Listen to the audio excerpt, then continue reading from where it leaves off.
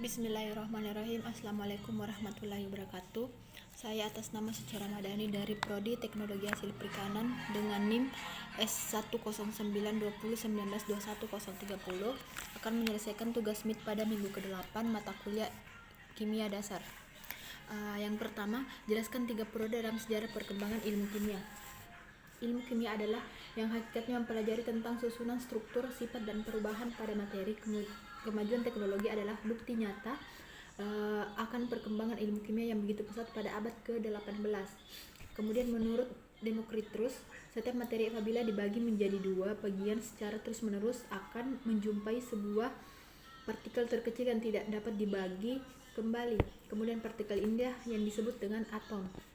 Kemudian menurut Aristoteles sendiri bahwa materi merupakan yang tersusun atas 4 jenis unsur, yaitu tanah, air, udara, dengan api. Pada peradaban Mesir kuno tersebut yang menganggap alkimiawan sebagai ahli Prosadalises yang berupaya mengubah unsur timah menjadi unsur emas. Kemudian yang ketiga, menurut Jabir Ibnu Hayyan dianggap sebagai penulis 22 golongan yang menggambarkan metode kristalisasi, sublimasi, evaporasi, dan destilasi. Ia menemukan alembio, suatu alat yang digunakan untuk mempelajari dan menyaring zat asam. Kemudian yang kedua, jelaskan tentang konsep dasar kimia. Konsep yang paling mendasar dalam kimia adalah hukum kekebalan massa yang menyatakan bahwa tidak ada perubahan jumlah zat yang tertukar pada saat reaksi kimia biasa. Fisika modern menunjukkan bahwa sebenarnya energilah yang kekal dan bahwa energi dan massa saling berkaitan. Kemudian yang ketiga, jelaskan tentang pembentukan teori atom Dalton, Thomson, Rutherford, Bohr, mekanika, dan kuantum. Yang pertama, atom Dalton. Menurut John Dalton 1776 sampai dengan 1844 adalah ilmuwan yang pertama mengembangkan model atom pada tahun 1803 sampai dengan 1808. Hipotesis Dalton digambarkan dengan model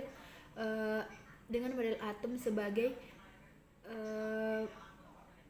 bola pejal seperti tolak peluru. Kemudian model atom Thomson berbentuk seperti roti kismis. Hal itu dikarenakan atom merupakan bola padat bermuatan positif dengan partikel negatif atau elektron yang tersebar di dalamnya. Selain itu, muatan positif dan negatif pada atom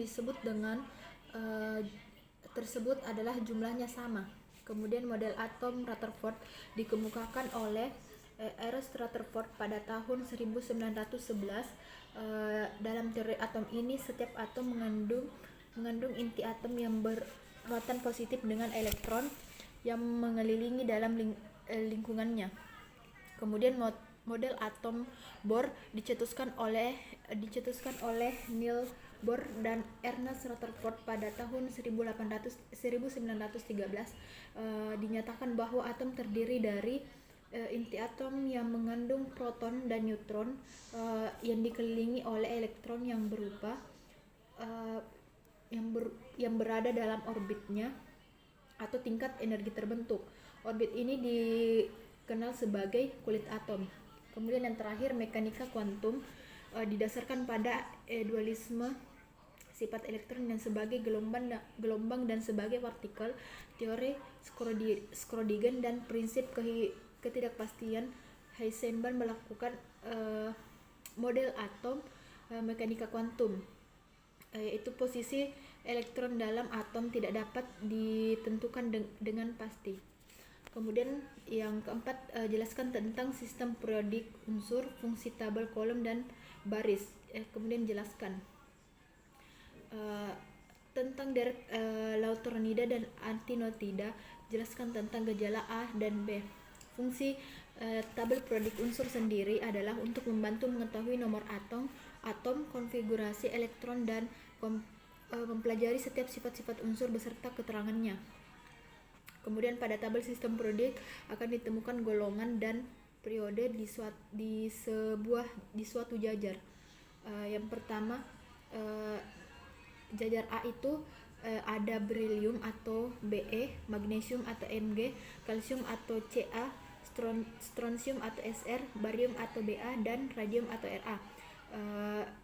Penjelasannya itu sistem periodik, unsur adalah susunan menampilkan unsur-unsur kimia. Kemudian di golongan B itu ada boron atau B, aluminium atau Al, gallium atau Ga, indium atau In, thallium atau Ti, dan anutrium atau UUT. Kemudian yang kelima ada jelaskan tentang stoikiometri, persamaan kimia dan contohnya, rumus molekul dan rumus empiris. Stoikiometri merupakan ilmu yang menghitung hubungan kualitatif dan reaktan dan dari produk dalam reaksi kimia. Persamaan reaksi kimia adalah suatu penguatan yang ditulis dengan memakai rumus-rumus kimia yang dimana berfungsi untuk memberikan informasi tentang kualitas dan identitas dari suatu zat yang ada di dalam suatu reaksi kimia tersebut. Kemudian rumus empiris mengatakan perbandingan paling sederhana dari atom penyusunan, sedangkan rumus molekul mengatakan jenis dan jadilah atom penyusunnya. Kemudian yang nomor 6, jelaskan tentang ikatan ion dan ikatan kovalen.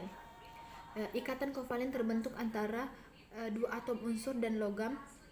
Kemudian ikatan ion terbentuk ketika salah satu atom menggambarkan atau menyumbang ke elektron, kemudian menjadi ion positif. Sementara unsur lain menemani elektron dan menjadi ion negatif.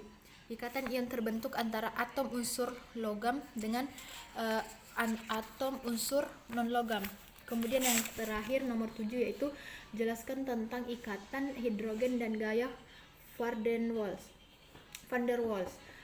Ikatan hidrogen itu sebenarnya merupakan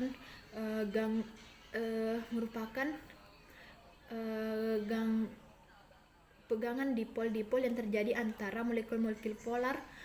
Gaya van der Waals adalah gaya tarik listrik yang terjadi antara partikel-partikel yang memiliki muatan. Partikel-partikel dimaksud dapat berupa ion, molekul dipol permanen atau dipol terinduksi. Sekian penjelasan dari saya. Terima kasih. Wassalamualaikum warahmatullahi wabarakatuh.